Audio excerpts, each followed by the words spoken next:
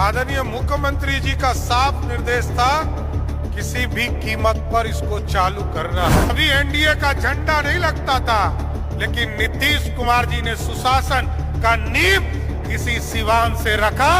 आज सभी पार्टी स्वतंत्र तौर पर काम कर रहे हैं। आज हम घरों तक पानी पहुंचाने का काम कर रहे हैं, लेकिन अब समृद्धि तब आएगी जब बिहार के लोगों को बिहार के अंदर रोजगार देने का काम किया जाएगा। 2020 से लेकर 2025 तक सरकारी नौकरी और रोजगार के तौर पर लगभग 50 लाख लोगों को बिहार में देने का काम किया। मुख्यमंत्री नीतीश कुमार समृद्धि यात्रा के तहत आज सिवान पहुंचे। इस दौरान उप मुख्यमंत्री सम्राट चौधरी, विजय चौधरी, तमाम वरिष्ठ जो एनडीए के नेता हैं वो मौजूद रहे। ऐसे में बता दें कि एक जनसभा को संबोधित करते हुए नेताओं ने न्याय यात्रा से लेकर समृद्धि यात्रा की उपलब्धियों का उल्लेख करते हुए बिहार के विकास की दिशा और भविष्य की योजनाओं को रखा। उप मुख्यमंत्री सम्राट चौधरी ने कहा कि कभी इस क्षेत्र में एनडीए का झंडा तक नहीं लगता था, लेकिन मुख्यमंत्री नीतीश कुमार के नेतृत्व में आज सभी राजनीतिक दल स्वतंत्र रूप से काम कर पा रहे हैं। उन्होंने दावा किया कि पहले जहां 2 सीटें मिलती थी, वहीं अब की बार 8 में से 7 सीटें देकर जनता ने एनडीए को प्रचंड बहुमत देने का काम किया। क्या कुछ कह रहे हैं आगे सम्राट चौधरी, उनकी बातों को सुनिए। समृद्धि यात्रा के बीच में, आपके बीच में हम लोग आए और साथियों याद होगा पिछले साल भी हम लोग आए थे और आपके बीच में जो प्रगति यात्रा के दौरान जो काम किए गए, आदरणीय मुख्यमंत्री जी का साफ निर्देश था, किसी भी कीमत पर इसको चालू करना है। और आज स्वागत उनका होना चाहिए माननीय मुख्यमंत्री जी का, जिन्होंने एक एक योजना की समीक्षा की और सबको चालू कराने का काम किया साथियों। लेकिन याद कीजिए, ये बिहार डरा हुआ बिहार दिखता था। यही सिवान था जब 1996 का चुनाव हो रहा था और पहली बार एनडीए का स्वरूप बना था साथियों। यहां कभी एनडीए का झंडा नहीं लगता था, लेकिन नीतीश कुमार जी ने सुशासन का नींव इसी सिवान से रखा। आज सभी पार्टी स्वतंत्र तौर पर काम कर पा रहे हो।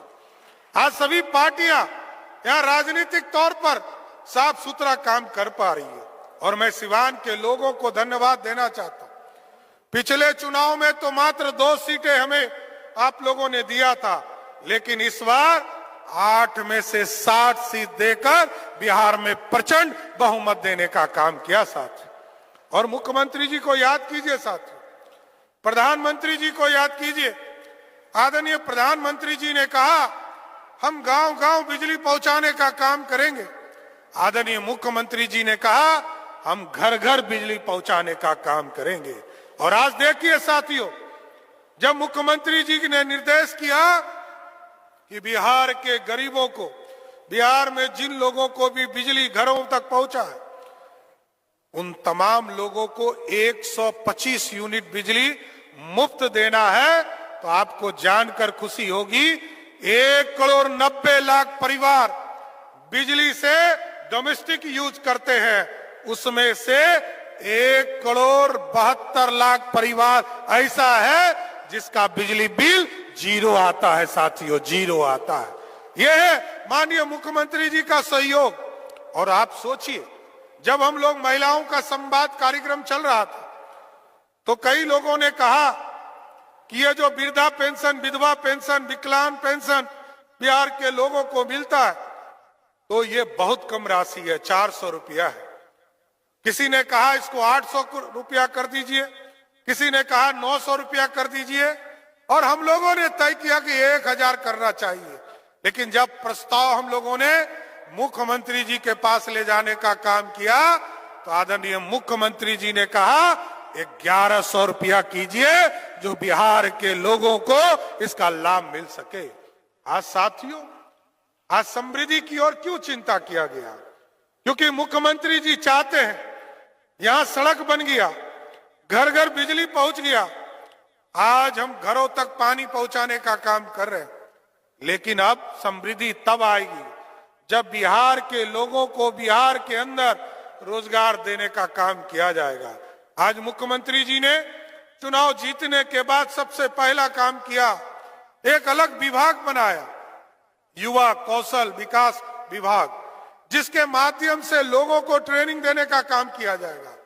और साफ तौर पर मुख्यमंत्री जी का कहना, अगले 5 वर्षों में जिस तरह नीतीश कुमार जी ने 2005 से लेकर 2020 तक 7.5 लाख लोगों को सरकारी नौकरी देने का काम किया, 2020 से लेकर 2025 तक सरकारी नौकरी और रोजगार के तौर पर लगभग 50 लाख लोगों को बिहार में देने का काम किया।